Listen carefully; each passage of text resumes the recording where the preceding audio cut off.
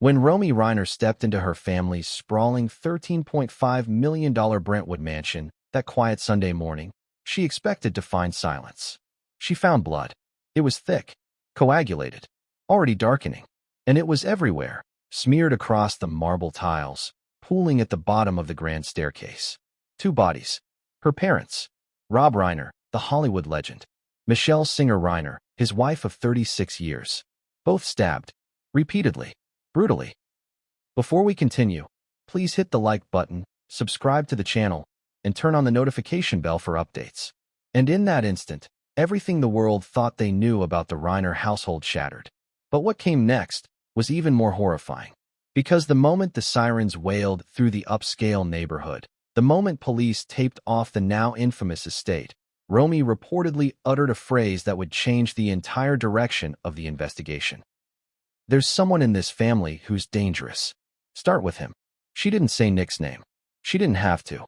The 32-year-old son of Rob and Michelle, screenwriter, former rehab patient, and longtime resident of the guest house behind the estate, was taken into custody before the coroner even zipped the body bags, charged with 2 counts of first-degree murder.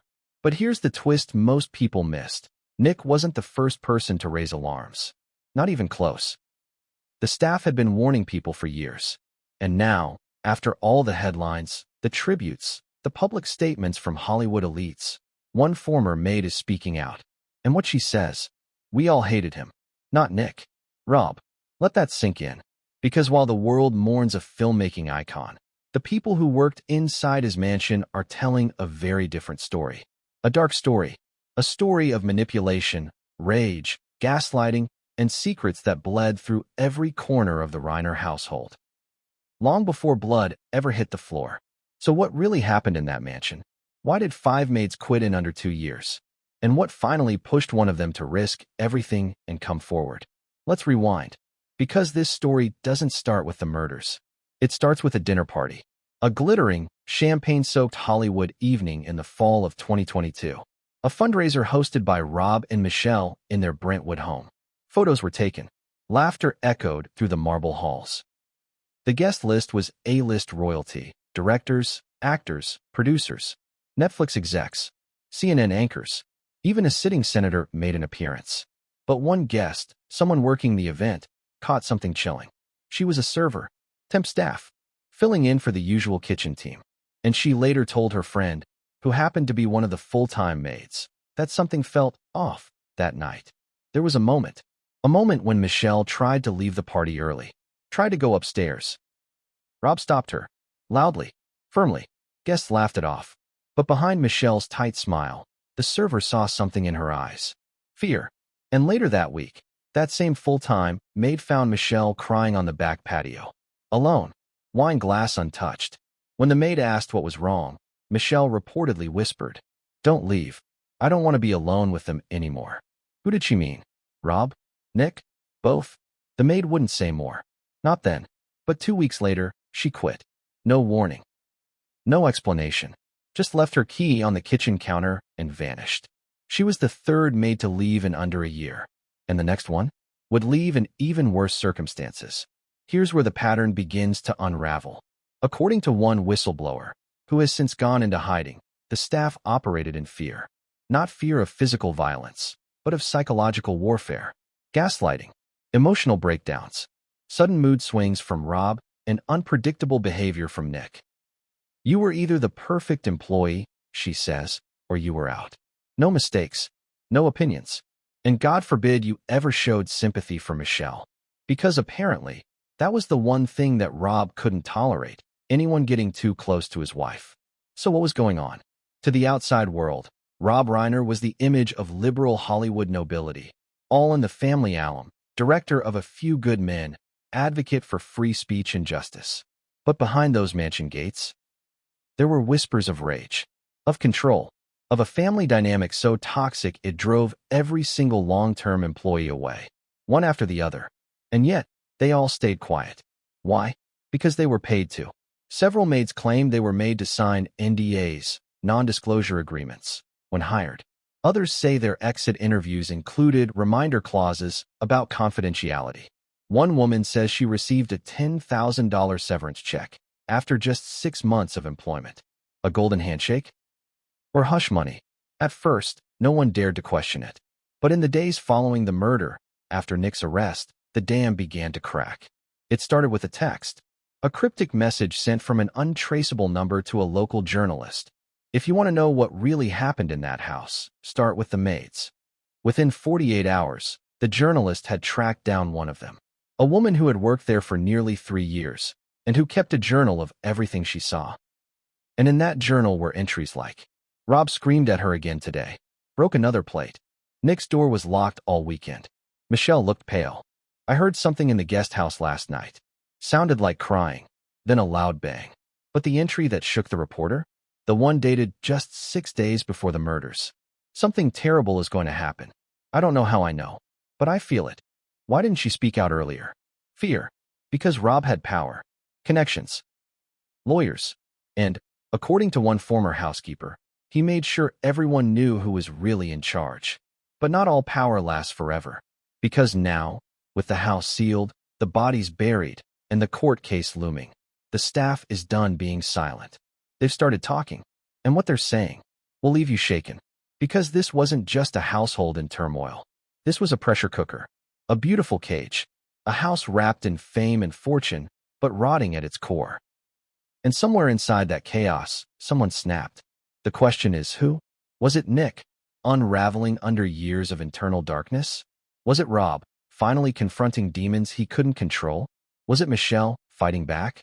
Or was it someone no one saw coming? Because there's one more twist. One maid, the quiet one. The one who worked nights, kept her head down, and never got involved in the drama, was there the night of the murders. She didn't quit. She didn't run. She saw something. And she's ready to tell the truth. But what she knows changes everything. What would you do if you walked into work every day wondering which version of your boss you'd get, the smiling charmer or the storm? Would you quit? Or would you stay silent and watch? That's exactly what Julia did. She was one of the first full-time housemaids hired after the Reiners moved into their $13.5 million Brentwood estate. For almost 3 years, she dusted the shelves, polished the hardwood floors, folded designer sheets, and made conversation where she was allowed. But behind the domestic duties, behind the illusion of domestic bliss, she kept secrets. And now, she's done keeping them. The screaming, Julia says, was constant. Let that sink in. Because when we think about Rob Reiner, we don't think screaming. We think The Princess Bride, Stand By Me, the father figure of feel-good Hollywood nostalgia. We imagine laughs, advocacy, red carpet hand-holding with Michelle. Not raised voices. Not broken glass. But Julia swears the image was a mask. A carefully crafted, surgically maintained mask. And behind it was someone else entirely. She remembers the first week she started. A Monday morning. The air smelled like lavender and bleach. Everything looked perfect, but something felt off. Michelle seemed nervous, she says. Like someone watching the clock. Julia didn't think much of it. Until 4:17 p.m. That was the first time she heard it. Not a yell, a roar. Like someone losing control. Like something unfiltered pouring out of a man who was used to being in charge. It came from the home office. Rob's domain. The door was closed, but the sound vibrated through the walls. Words weren't clear, but the tone? Unmistakable. Rage. And Michelle? Nowhere to be found. Later that evening, Julia found her in the master bath, sitting on the edge of the tub with a towel pressed to her mouth. Not crying. Just stunned. Is everything all right, ma'am? She asked. Michelle didn't answer. She just looked away and whispered, Don't worry. It's always like this. Always. Let's pause for a moment. Because that sentence changes everything, doesn't it?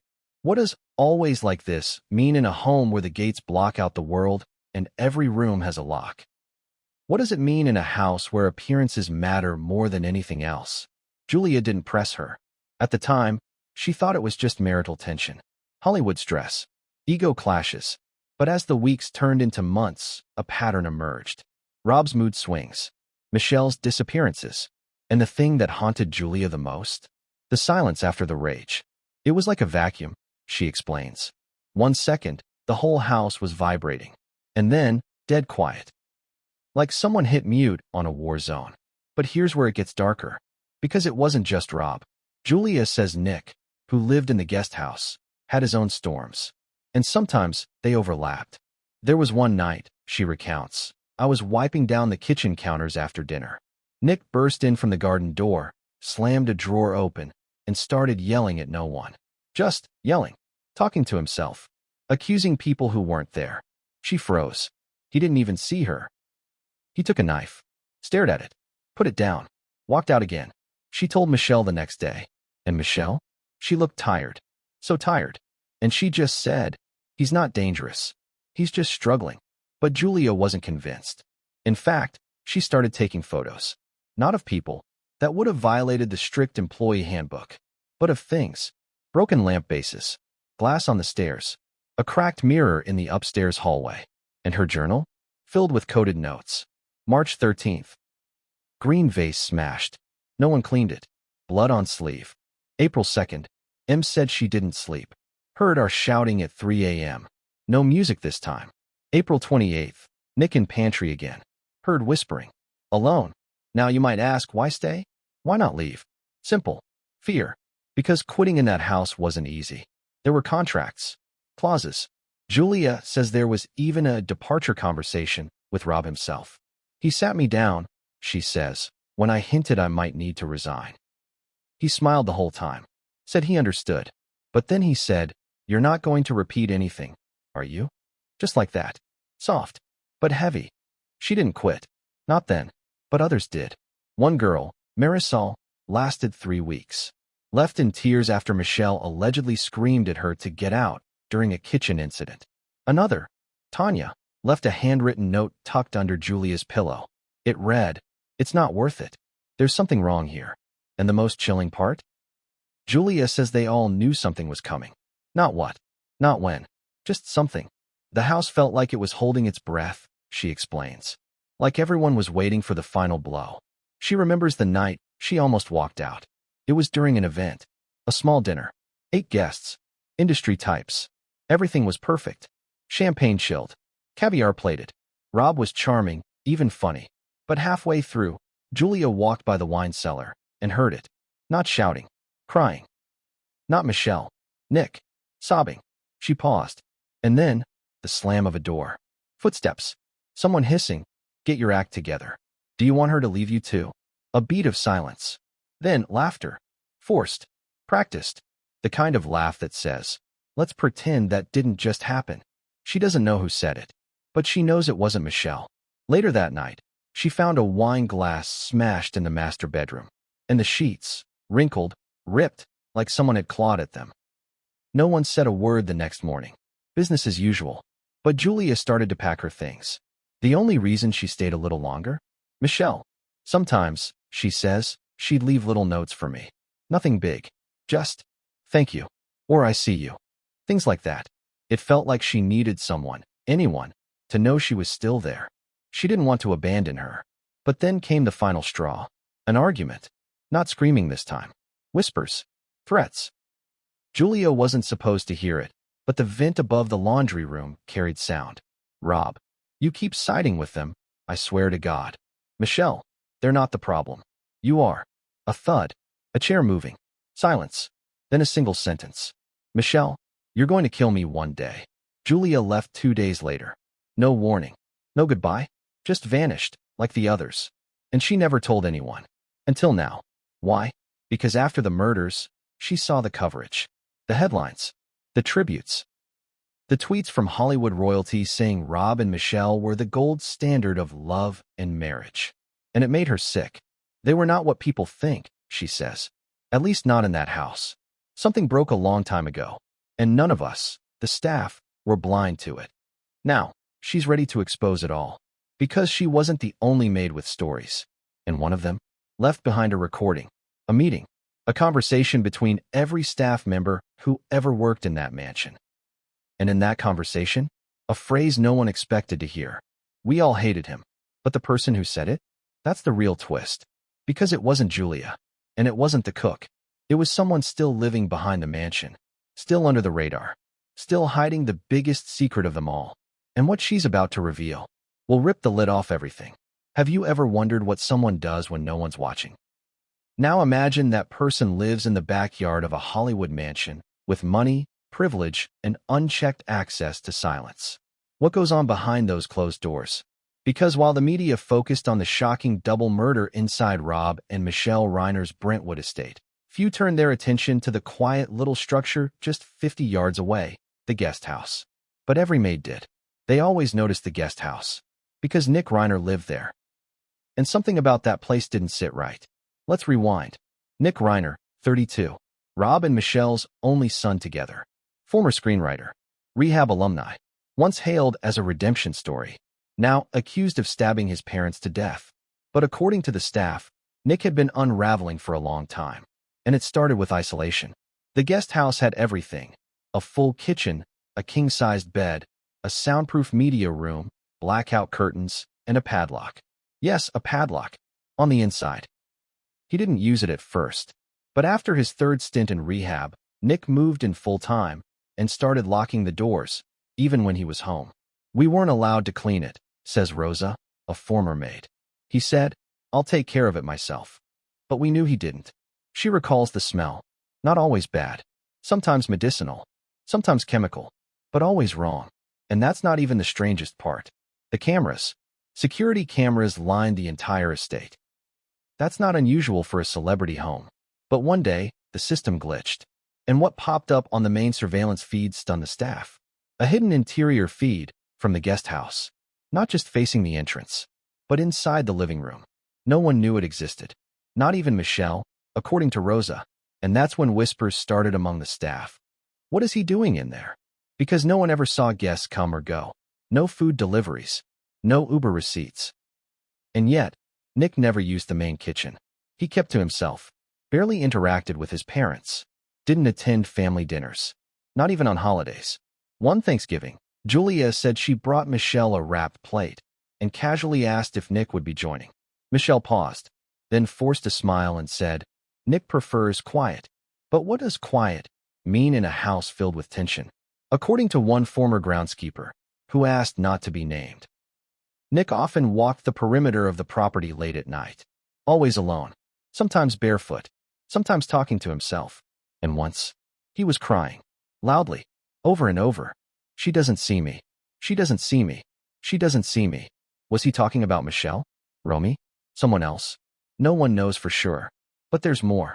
Because one night, around 2 a.m., one of the junior maids, Anna, stayed late to finish vacuuming after a wine spill. She passed the guest house on her way to the trash bins. She heard music. Old music. A 1940s jazz tune. Loud. On loop. She paused. Then heard something else. Laughter. But not joyful. Not from a group. Just one person. Over and over. Like a loop. She didn't stop to investigate. She walked faster. The next day, she mentioned it to the cook, who replied, That's nothing. At least it wasn't the chanting again. Chanting? That's when things really spiraled. Because rumors started to spread among the staff about Nick doing rituals. Now, to be clear, none of this is proven. No candles. No symbols. No robes.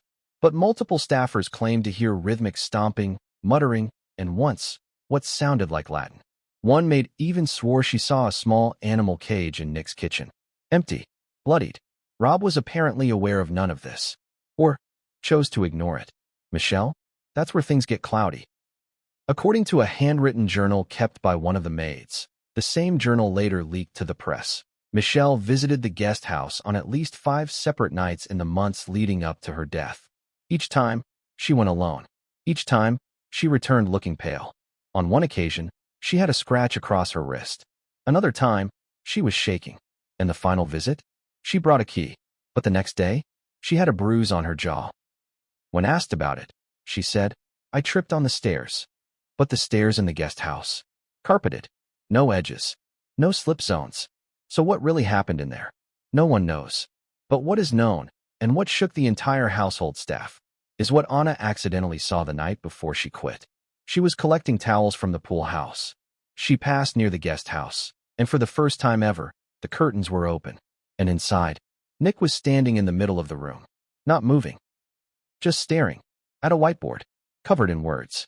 Names. Crossed out names. And in the corner, a crude sketch. It looked like a man and a woman, hand in hand, with a large X drawn over both of them. Anna ran. She didn't even finish her shift. And that night, she wrote in her resignation email, "I don't feel safe anymore. Please do not contact me." The next maid to replace her only lasted 2 weeks. Because by then, Nick had started screaming again. At nothing. One morning, the gardener, Pablo, arrived early. He heard yelling from the guest house. At first, he thought it was a phone call. But when he got closer, he realized Nick was alone and yelling at his reflection, accusing it of betrayal, of being a liar, of loving her more than me. Who was her? Michelle? Romy? One of the staff? And what betrayal? No one ever got a clear answer. But the guest house? It became the epicenter of tension, a forbidden zone, an elephant in the yard. Michelle once told a staffer, "Don't worry about what Nick's doing. He's just healing." Healing from what? What trauma festered in that room? And what happened on the night of the murder? That's where things shift from strange to chilling. Because on that night, after the screaming, one of the security cameras captured Nick walking from the guest house to the main estate. He was barefoot, wearing a hoodie, holding something in his hand, later determined to be a kitchen towel, wrapped around a knife. The timestamp, 8:42 p.m., 23 minutes before Romy called 911. But here's the kicker.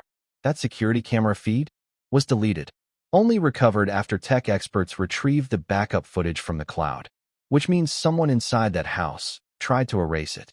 So who was covering for Nick? Was it Michelle, Rob, or someone else?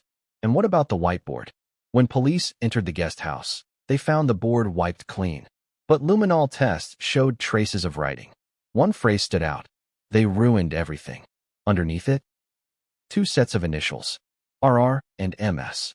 Rob Reiner, Michelle Singer, Nick's parents. So was this premeditated? Did he plan it? Or was this a psychotic break? A moment of delusion and rage? The court may decide that. But the maids? They saw it coming. They felt it. And one of them? She wrote something in her diary just 5 days before the murders. The guest house isn't just where Nick lives. It's where the truth is hiding. But what they didn't know was that someone else was in that guest house the night of the murder. Someone who wasn't supposed to be there. And that person just came forward. What they saw, what they heard, changes everything. What do you do when the woman everyone calls Hollywood's gentle soul quietly breaks down behind her designer curtains? What if the perfect wife of the perfect director, the elegant half of a power couple admired by millions, was silently begging for help? Would you notice? Would you care? Or would you look the other way, just like everyone else did? Because while the world gushed over Michelle Reiner's poise, grace, and marriage to a Hollywood icon, the people inside her home saw something very different. They saw her fall apart, little by little, night after night. She was crying, almost every night, says Lydia, the maid who had access to the upper floor. But never loudly, never like a wail, just this soft, helpless sound, like she was trying not to wake anyone. Lydia had worked for the Reiners for just under a year. Her job was simple: turn down beds, tidy Michelle's vanity, and keep the bathroom spotless. She wasn't hired to witness tragedy, but tragedy crept into everything. It started subtly. A missed breakfast here, a forgotten call there. Michelle would walk into a room and pause, like she forgot why she came in. Once or twice, she seemed to flinch when Rob spoke too loudly. And if he raised his voice, even in jest, she went quiet.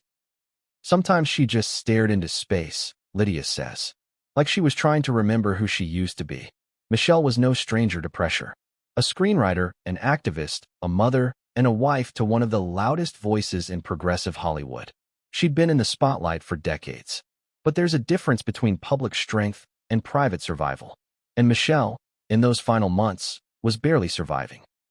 One afternoon, while vacuuming the upstairs hallway, Lydia found Michelle sitting on the floor of her walk-in closet, fully dressed, no shoes, just sitting there, surrounded by boxes of old clothes.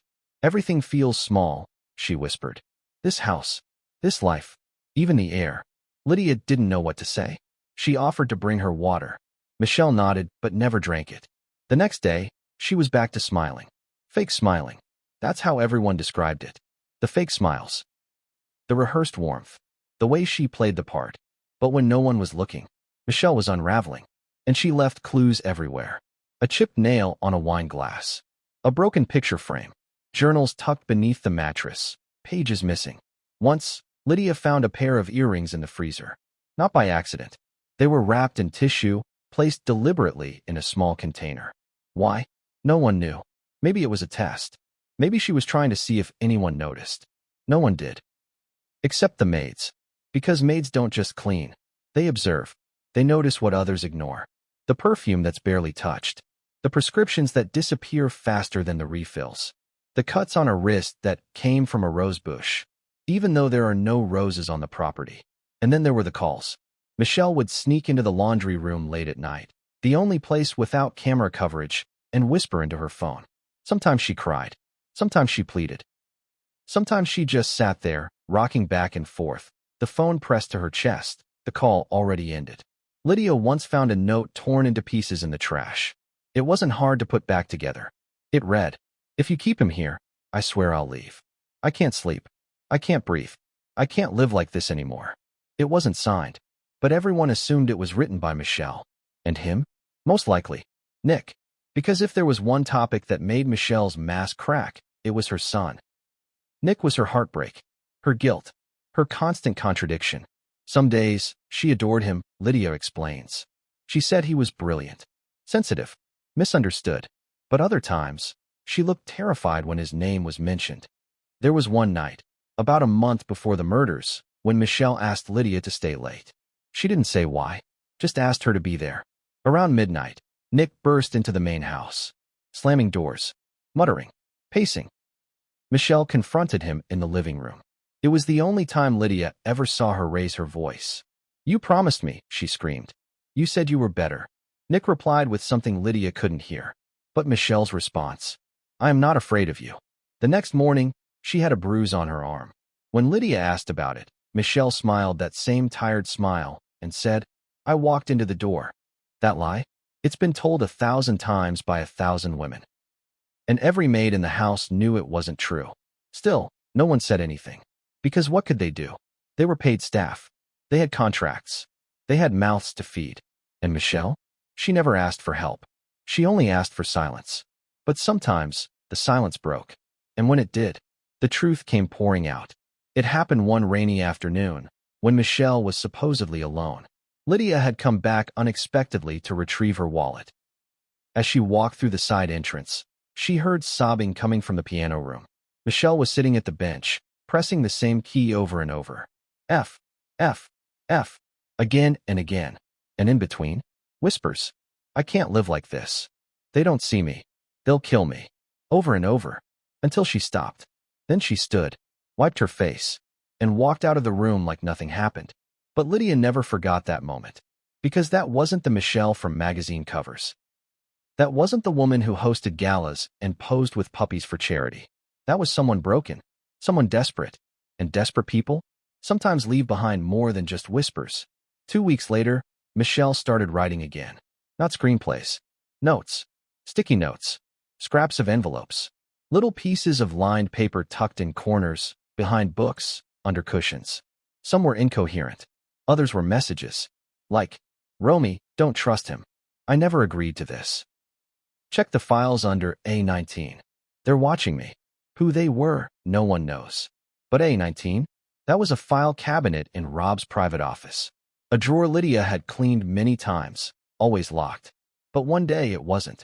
Inside, bank documents, emails, legal drafts, and one file marked Household Staff Confidentiality Enforcement. Lydia didn't understand the legal terms, but she took a photo of the file name. She never got to see what was inside, because that same night, the drawer was locked again, tightly. Michelle never mentioned it, but she started acting strange, avoiding mirrors, talking to herself, calling her sister in the middle of the night, and hanging up after 2 rings. And then, the week before her death, she left a voicemail for Romy. It was never meant to be public, but sources close to the family say Romy played it for investigators. Michelle's voice was trembling. She said, "Baby, if anything ever happens to me, it wasn't an accident. Please know that I tried. I tried to protect you and him. But some monsters, they're born in the house you built." Then silence. No goodbye, just a slow breath, and the click of a line going dead. And days later, Michelle was dead, stabbed, next to the man she stood by for over 3 decades. But who did it? And why? Was it Nick, consumed by demons? Was it someone else, someone silenced in this tangled web of secrets? And most chilling of all, did Michelle know it was coming? Because one staff member swears Michelle left behind something even more disturbing than that voicemail. A sealed envelope, addressed to the truth. And what's inside hasn't been revealed. But according to one investigator, off the record, it changes everything. The only problem? It's missing, gone, vanished from the study. And the last person to see it was a staff member no one remembers hiring. A woman who only worked 1 week. A woman who never gave her real name. And her file? Just disappeared. So who was she? And what did she take? That's what we'll uncover next. Because someone planted her in that house. And her story is where the real unraveling begins. What if every smile you saw on camera came with a price tag? What if every handshake at a red carpet event, every heartfelt thank you from a podium, every charity gala photo was hiding something? A transaction, a bribe, a warning. Because behind the velvet ropes of the Reiner estate, there was a second system at play, one built not on glamour, but control. And it started with the staff. You see, working for Rob Reiner wasn't like working for just any Hollywood celebrity. There were rules, spoken and unspoken, and if you broke them, you didn't get fired. You got erased. Let's talk about the contracts. Every new employee, from gardeners to chefs, maids to part-time drivers, was handed a thick stack of onboarding documents. That's normal. It's what you'd expect when working for a high-profile figure with a $13.5 million home and a family legacy stretching across decades. But tucked deep in those documents was something else. A mutual expectations agreement. Harmless title, right? But inside was a binding non-disclosure agreement, NDA. And not your standard Hollywood-type NDA that says you can't leak photos or talk to TMZ. This one was different. It forbade discussing behavioral patterns. It prohibited speaking about interpersonal disputes witnessed during employment. And most alarmingly, it included a clause that referred to any emotional or psychological misconduct as family privacy boundaries. In short, if you saw something, you were legally gagged from saying something. And if you did, there were consequences. Let's break it down. 3 staffers, all of whom left within an 18-month span, reported receiving emails post-departure reminding them of their obligations. One email reportedly read, "We trust that your professionalism remains intact. As outlined in Section 8B, discussing your time at the property, even informally, may result in legal and financial penalties." Financial penalties for telling the truth. Now, some of these former employees try to push back. One cook, who spoke under condition of anonymity, said she called the Reiner estate after her exit to clarify that her employment record listed her as voluntarily resigned, when, in fact, she had been let go. The woman who answered told her, "You'd be smart to let that one go." She did, but not before receiving a check in the mail for $7,500, labeled as a final goodwill payment. And this wasn't a one-off. At least 4 former workers received these payments upon exiting the Reiner household. No goodbye party. No thank you. Just a thick white envelope. Sometimes it came with a card. A generic, best wishes in your future endeavors. Always unsigned. Always cold. But effective. Because let's be honest, who wants to risk everything for a job they already left? The Reiner machine knew that, and used it. But every machine leaves scraps. And this one left documents. Leaked documents. One of the maids, believed to be the same woman who found Michelle sobbing in her closet, secretly copied a portion of her employment agreement using her phone. In it, a clause labeled Behavioral Escalation Management Protocol. Sound like corporate jargon? Let's translate. It described steps the household staff were to take if a family member exhibited troubling behavior. But here's the kicker. It didn't include reporting it to authorities. It didn't include mental health protocols. It simply instructed staff to defer to senior family members for guidance. In plain English, if Nick lost control, if Michelle broke down, if Rob exploded, you stayed quiet. You told Rob, the same man who allegedly terrified his wife behind closed doors. So who was protecting who? Let's go deeper. Because one former maid, Anita, told a friend that she was threatened during her exit. And not by Rob, by Michelle. That's the contradiction. That's what makes this so tragic. Michelle, the victim. Michelle, the wounded matriarch. Allegedly complicit in the very system that hurt her. According to Anita, Michelle said, "If you care about me, you won't say anything. Don't make this worse than it already is." Worse? Than what? And what exactly was this? Anita didn't ask. She nodded, left, and never looked back. But the silence haunted her. And after the murders? She spoke up. She wasn't alone. Because several of the payments made to staff weren't just goodbye gifts. They came before their resignations. One part-time assistant says she received a direct Venmo transfer from an unnamed source labeled simply, "For your patience." $3,500. 3 weeks later, she was gone. Another gardener was told his hours were being cut, but his paycheck stayed the same. When he asked why, the house manager said, "We appreciate loyalty in complicated times." He didn't push, but he wondered, because what exactly was so complicated? On the outside, everything looked fine. The Reiners were seen attending fundraisers, being photographed at progressive events, sharing laughs on social media. But inside, staff were being paid to overlook chaos. And those who didn't were removed. Discreetly. Let's not forget David, the security consultant hired briefly after Nick's second rehab stay. He lasted less than a month. Sources say he raised concerns about the surveillance setup, particularly the blacked-out zones in the guest house and the blind spot in the upstairs hallway. He was told, "The cameras are for public areas. Family matters are not your concern." 2 days later, he was dismissed. And what did Rob say at the time? Nothing. No public statement. No acknowledgement. Just another piece removed from the chessboard. But here's where the puzzle snaps into place. After the murders, when investigators requested full access to the security system, they noticed something odd. There were missing logs. Entire days scrubbed from the records, including the day Michelle visited the guest house alone, the day Nick reportedly had a breakdown in the kitchen, and the night of the murder itself. Gone. Deleted. Technical error, claimed the estate's legal team. But tech analysts say that's impossible. It was manual. Someone deleted them. Which begs the question. Who had access? Only 3 people. Rob, the head of security, and a housekeeper named Elena, the last staff member seen leaving the property the night before the killings. And Elena has disappeared. Phone off. No forwarding address. No record of employment on file. It's as if she never existed. But remember Chapter 3? The envelope labeled "The Truth"? Sources say Elena was the one who last handled it. The one who moved it from Michelle's drawer to the kitchen safe. And after that, it vanished. Coincidence?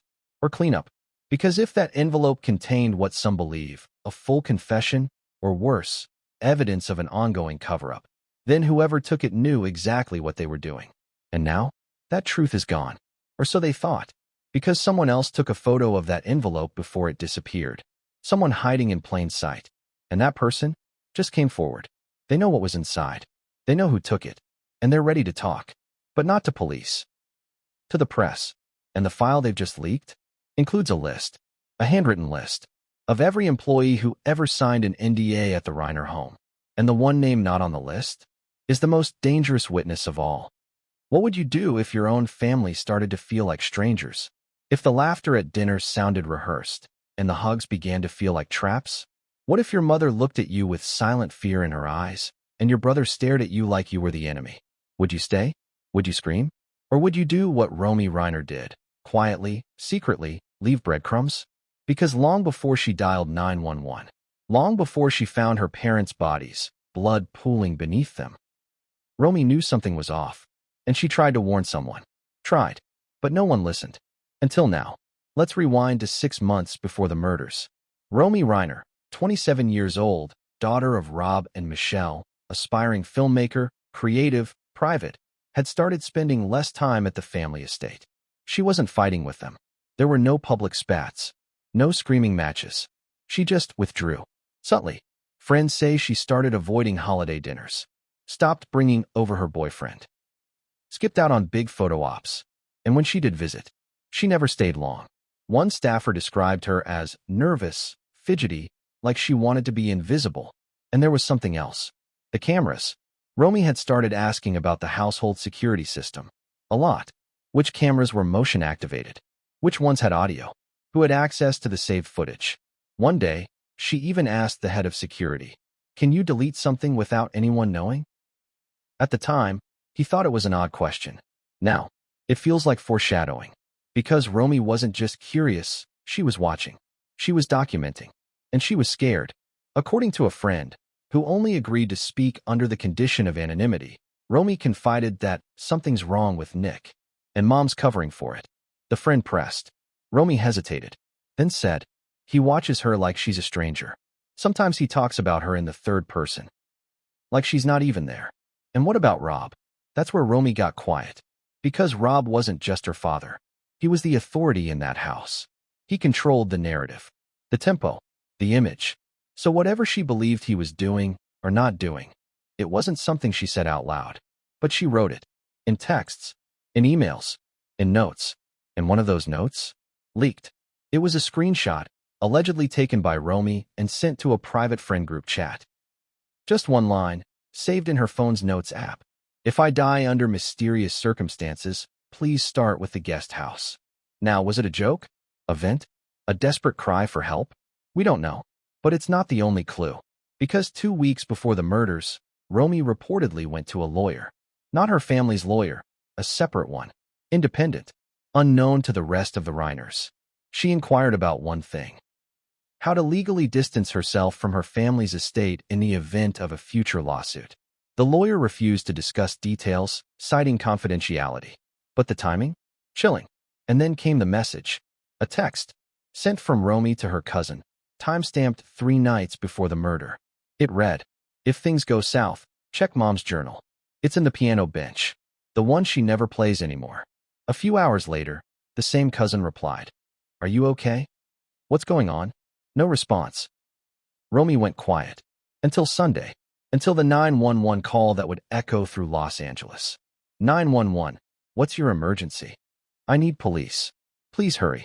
It's my parents. I think they're dead. What's your address? She gives the Brentwood location. There's blood everywhere. I don't know if anyone else is in the house. Do you know what happened? A pause. And then she says the words that shifted the entire investigation. There's someone in this family who's dangerous. Start with him. She didn't say Nick. But investigators already knew. Because Romy, days earlier, had left a sealed envelope in her glove box, labeled, "Just in case." Inside, printed screenshots, photos, and a 3-paragraph letter. In it, she described her growing fears, her observations, her mother's deterioration, her brother's erratic behavior, and her father's refusal to see any of it. But the last paragraph? That's where the weight lies. She wrote, "I love my family. But there's something living in that house that doesn't feel human anymore. I don't know if it's mental illness or something worse. But I've started having dreams, the same one every night. I find Mom on the stairs. She's always reaching for me. But someone pulls her back into the dark." She was scared. And she was right. Because when she opened that door on Sunday afternoon, her dream became reality. Michelle's body was sprawled at the base of the stairs. Blood at her head. Eyes wide open. Hands outstretched. The last person she reached for was her daughter. Now, investigators have not confirmed whether the letter Romy wrote is officially part of the case file. But a source close to the investigation told us. It contains information no one else could have known unless they were in that house every day. Information like Michelle's plan to leave Rob, Nick's increasing hostility toward Romy, a confrontation that happened behind closed doors just 1 week prior. Apparently, during a tense family meeting, Nick accused Romy of turning Mom against him, screamed that she was stealing everything. Michelle tried to intervene. Rob stayed silent. That silence, according to Romy, it felt like a betrayal I'll never forget. And now, she's the last Reiner left standing. The daughter who saw it all coming. The daughter who tried to warn everyone. And what did people do? They smiled. They posted family photos.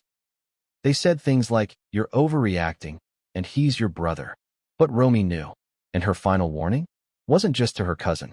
It was in her mother's piano bench. Because when investigators finally opened it, they didn't find sheet music. They found a leather-bound notebook, Michelle's private journal. And buried deep inside, on the last page she ever wrote, was one line, a whisper from beyond. "Romy, I'm sorry I didn't protect you. But now, you'll have to protect me. Protect her? From what? From who? The journal cuts off. No final entry. Just that one cryptic note. But there's one more twist. Because Romy didn't just leave a letter. She left a recording. A secret one. An audio file from her phone. She never intended it for the public. But now, it's in the hands of someone who will make it public. A journalist. One Michelle once trusted. And when that recording drops, the world will hear Michelle's voice. And what she says, it's not just a warning. It's a confession. What's the one place in a house you were told never to enter? The basement? The attic? For most, it's superstition. For those inside the Reiner mansion, it was protocol. Because if there's one room that held more secrets than the guest house, it was the second-floor master suite. And the man who kept people away from it wasn't Rob, wasn't Michelle, wasn't even security. It was the butler. And what he saw, what he knows, rewrites the timeline of the entire case. Let's call him Edward. We've changed his name for his safety. He worked for the Reiners for 8 years. Longer than any housekeeper, chef, assistant, or nanny. A quiet presence. Polite, loyal, meticulous. The kind of man who speaks only when necessary and remembers everything. And for years, Edward said nothing. Not a word to the press. Not a word to authorities. But after Michelle's journal surfaced, after Romy's recording landed in the hands of a journalist, Edward broke his silence. And the story he tells is one of fear, control, and something that had been building for years. I was told never to go upstairs after 10 p.m., he begins. Let that sink in. Not a request. A rule. That's not normal for domestic staff. Especially not for someone with Edward's responsibilities. He wasn't just pouring wine and folding napkins. He was trusted with the family's schedule, medication drop-offs, private guests, and even mail sorting. He had keys to every room, except one. The master suite. Locked. Every night. From the inside. At first, Edward thought it was just privacy. A marriage thing. Maybe even a celebrity quirk. Until the night, he forgot his cufflinks in the upstairs dressing room. He came back after hours, quietly climbed the stairs, and stopped cold halfway up.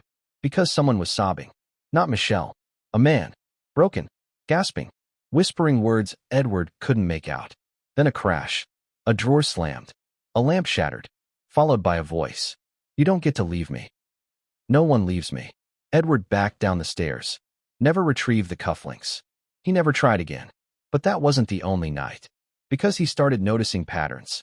The master suite light flicking on and off multiple times between midnight and 3 a.m. Shadows moving behind the blinds. Voices. Sometimes 2. Sometimes 3. And once. Screams. Not loud. Stifled. Muffled behind expensive walls. The next morning? Nothing. The family came down. Ate breakfast. Smiled at the staff. Michelle wore long sleeves. No one mentioned the noise. But Edward did. Once. He asked Rob casually if there was a water leak upstairs. Claimed he'd heard dripping. Rob's response. A pause. Then a slow smile. Then this. You must have imagined it. Happens in big houses. That was a message. Not just denial. Control. Because in that house, nothing was left to chance. And then came the rules. New ones. No cleaning upstairs after sunset. No laundry retrieval from the bedroom past 9 p.m. No housekeeping access without direct permission. Staff were told it was about preserving the family's routine. Edward knew better. Because by that time, Michelle had started changing. Withdrawn. Jittery. She flinched at loud noises. Wore scarves in summer. Lost weight. Missed meals. Stared at the staircase like it was a threat. And Rob was angrier. More erratic. Once, during a minor scheduling mishap, he exploded on Edward in the kitchen. Slapped a glass off the counter. Shards everywhere. But the moment he saw the housekeeper watching, he smiled, wiped his hands, and said, accidents happen. But that wasn't an accident. That was a performance. A mask. And that mask started to crack the night Nick came to dinner. It was supposed to be routine. A Friday meal. Just the family. But Edward had to stay late. Because someone requested wine from the cellar. And what he saw, through the reflection in the foyer mirror, haunted him. Michelle and Rob were seated. Nick stood at the head of the table, screaming. Not words. Just sound. Rage. Raw. Unfiltered. Then silence. Then Michelle saying, we can't keep doing this. Then Rob, we don't have a choice. That was it. Dinner ended. Plates untouched. Nick vanished back into the guest house. Michelle went upstairs. Alone. Rob stayed behind. Poured a drink. Said nothing. Edward never told a soul. Until now. Because after that night, things escalated. Michelle began locking herself in the upstairs bathroom for hours. Staff would hear water running all day. Once, the tub overflowed. Flooded the guest room below. Michelle claimed it was an accident. But the maid who cleaned it up found something wedged in the drain. A balled-up piece of paper. Half dissolved. One word still legible. Leave. Michelle never did. But Edward says she tried. Once. He remembers the night clearly. She came downstairs in a coat. Suitcase in hand. Hair still damp. Asked for a car. Rob appeared behind her. Smiling. No need for a car, he said. We'll sort this out. She didn't leave. The suitcase disappeared. Edward never saw it again. But what he did see, what haunted him, came the night before the murder. He'd stayed late, prepping the kitchen for a breakfast shoot Rob had scheduled. At 11:48 p.m., he passed the base of the staircase. Stopped, because the upstairs hallway light was on. And in the shadows, a figure, still, watching. It wasn't Michelle. Too tall, too broad. It was Nick, standing at the top of the stairs, just staring, down into the dark, his hand resting on the railing, holding something, something long, shiny, a carving knife? Edward couldn't tell, but Nick didn't move, didn't blink, just stood there, until Rob appeared in the hallway behind him. Said nothing, just put a hand on his son's shoulder. Nick turned. They walked back toward the master suite. Together, the light went off, and the next day, everything was different, because by Sunday afternoon, Michelle and Rob were dead, and Nick was under arrest. But what Edward remembers most was what he found after the crime scene tape came down. He had returned, under police supervision, to retrieve personal items. In the hallway outside the master bedroom, he noticed something odd. A smudge on the wall. Faint. Red. Almost mist. But not blood. Lipstick. Drawn in a shaky circle. Around the number 2. He doesn't know what it means. Neither do detectives. But he believes Michelle left it. Her final mark. Her final signal. One that only someone inside the house would notice. And now, that smudge is gone. Painted over. But Edward remembers. Just like he remembers everything. Because while others watched from the outside, Edward was inside. And what he saw next, what he heard on the surveillance audio recorded in the hallway just days before the murders, was so disturbing, police sealed it from the public. But a leak just hit the press. And that audio contains a voice whispering the same phrase, over and over, for nearly 2 minutes straight. I warned you not to go upstairs. What if your last conversation with your mother was a warning? What if the final time you sat across from her at a dinner table, she looked you in the eye and begged you to leave? Would you listen? Or would you stay? Because leaving felt like betrayal? That's the choice Rob Reiner faced. And now, with both of her parents dead and her brother behind bars, it's a decision she'll have to live with forever. Because that final dinner wasn't just a meal. It was a cry for help. And no one heard it. Except her. Let's rewind to 5 days before the murders. Thursday evening. It was one of the rare times Romy had agreed to join the family for dinner at the Brentwood estate. She was hesitant. The previous few visits had been strained. She and Nick hadn't spoken directly in weeks. Michelle seemed frail. Rob, distant, controlling, overcompensating, still calling her pumpkin with a plastic smile that barely reached his eyes. But Michelle had insisted. Begged her, in fact. Texted her 4 times that morning. Just come, please. So Romy did. She wore a blue blouse Michelle had given her last Christmas. Did her hair the way her mom always liked. Brought dessert. She was trying. But from the moment she walked in, she sensed something was wrong. The house was too quiet. The lights were dimmer than usual. Nick wasn't there. Or so she thought. Dinner was set in the smaller dining room, a rare choice. It was more intimate, more private. Michelle greeted her with a tight hug. She smelled like lavender and something faintly metallic. Rob was already seated, glass of wine in hand. The conversation started light. Movies, politics, work. But Michelle was distracted. She kept looking toward the hallway, flinching at every creak of the floorboards. Romy asked if she was okay. Michelle smiled. That smile. And said, "Let's just eat, sweetheart." They barely touched the food. And then, halfway through the meal, Michelle placed her fork down, looked Romy in the eye, and whispered, "You don't have to come back here." Romy blinked. "What do you mean?" Michelle glanced toward the hallway again, then leaned in and whispered even softer, "I've packed your things. They're in the coat closet. Just go. Tonight. Don't wait." Rob didn't say a word. He just kept swirling his wine, staring at the table, like he wasn't even in the room. Romy felt her throat tighten. "Mom? What's going on?" Michelle shook her head. Her eyes were glassy. Her hands were shaking. "He's not well," she said. "He's spiraling. And your father won't act." "Nick?" Michelle didn't answer. But she didn't have to. She reached into her cardigan pocket and handed Romy a small folded napkin. Inside, a key to the guest house. Michelle's hands were trembling. "If anything happens to me, go in. But only after." "Only after what?" Michelle didn't say. Romy didn't ask. She couldn't. Because in that moment, Rob finally looked up and said, "That's enough." His voice wasn't angry. It was empty, flat, like he'd been waiting for the conversation to end. Michelle froze, folded her hands in her lap, said nothing else. Dinner ended without dessert. Romy left in silence. But she didn't go home. She sat in her car for 22 minutes, key in her hand, staring at the guest house from the street. She almost went in. Almost. But she didn't. The next day, she texted Michelle, "Are you okay?" No reply. She called. Straight to voicemail. She drove by Saturday night. The lights were off. All of them. She considered calling the police. But what would she say? That her mother seemed scared? That her brother was spiraling? That she had a bad feeling? They'd laugh. She knew they would. So she went home. And at 3:17 a.m., she sent one final text. To her cousin. "It's going to blow soon." She was right. The next morning, the explosion wasn't a sound. It was a scream. Hers. As she opened the front door to find her mother at the bottom of the stairs. Blood on her hands. Eyes wide. Frozen. Her father nearby. His shirt soaked. His face unrecognizable. And in that moment, Romy didn't just lose her parents. She lost her childhood. Her safety. Her silence. Because she had known. And she hadn't stopped it. But she tried.